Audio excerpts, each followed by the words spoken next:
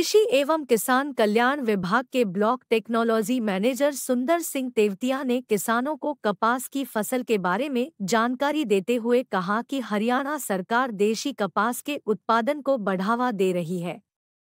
देशी कपास उगाने के लिए किसानों को अनुदान दिया जा रहा है। उन्होंने कहा कि नरमा, बीटी कॉटन व देशी कपास की फसल में लागत कम आती है और पानी की बचत होती है।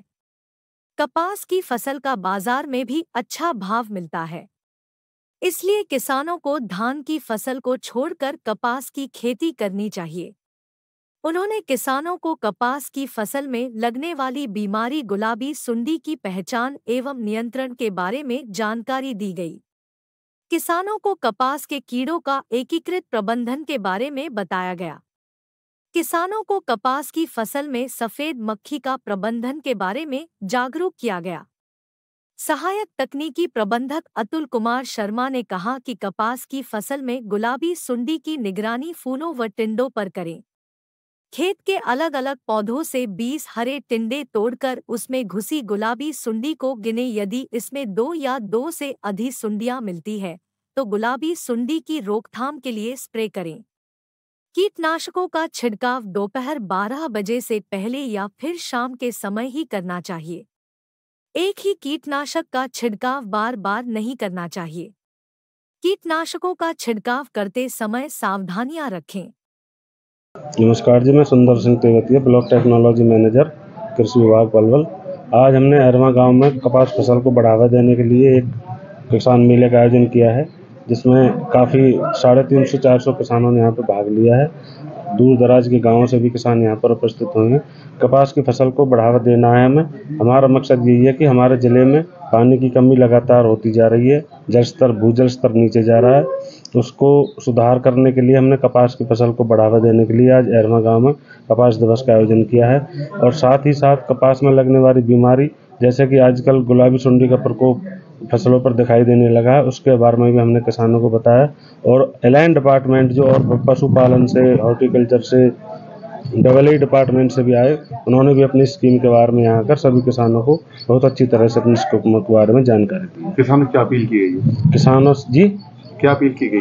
किसानों से अपील ये की गई है कि कपास का जो हमने आज यहाँ पे प्रोग्राम किया है, ज़्यादा से ज़्यादा मात्रा में कपास की फसल को बढ़ावा दें, जिससे जल स्तर को सुधारा जा सके। क्या नाम आपका? भाग सिंह जी, AA ऑफिसर हैं। जो हरियाणा सरकार द्वारा किसानों को कृषि यंत्रों पर अनुदान राशि प्रदान की जाती है, उसका सारा संचालन AA के द्वारा किया जाता है। उसमें मुख्य रूप से CRM स्कीम और सम्मान स्कीम के अंतर्गत अनुदान राशि दी जाती है। जिस तरह CRM स्कीम के अंतर्गत happy seeder, mulcher, zero till, super seeder आदि मशीनें उपलब्ध करवाई जाती हैं। इन पर 50% व्यक्तिगत किसान को अनुदान दिया जाता है। और यदि कोई FPO या सहकारी समिति द्वारा CHC की स्थापना करता है तो उस किसान को 80% अनुदान राशि मुहैया करवाई जाती है।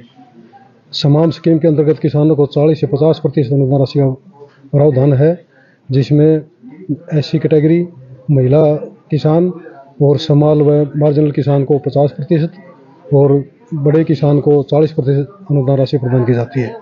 क्या जानकारी दी गई किसानों को? किसानों को इन सभी स्कीमों के बारे में बता दिया गया। कृषि विभाग के अधिकारियों ने बहुत अच्छी बात बताई है।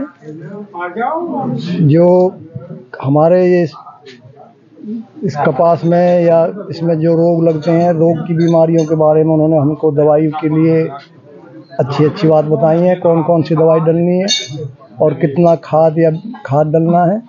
और हमारे यहाँ इस धान की, चावल की खेती से ये कपास की खेती बहुत बढ़िया है और इसमें पानी की कम आवश्यकता होती है। और अधिकारियों ने हमें बहुत अच्छी बात बताई है कपास के बारे में। और क्या जानकारी दी? सब्सिडी बारे में बताया है, खाद बीज के बारे में क्वालिटी की बात जानकारी दी गई? हाँ, सब्सिडी के बारे में बताया है। सब्सिडी मिलती है इस पर, अगर कोई नुकसान इसमें हो जाता तो इस पर सब्सिडी मिलती है। चावल पे कोई सब्सिडी नहीं मिलती। तो किसानों से क्या करें? कपास की खेती करें? हाँ, और उन्होंने हमें बताया कि ज़्यादा से ज़्यादा कपास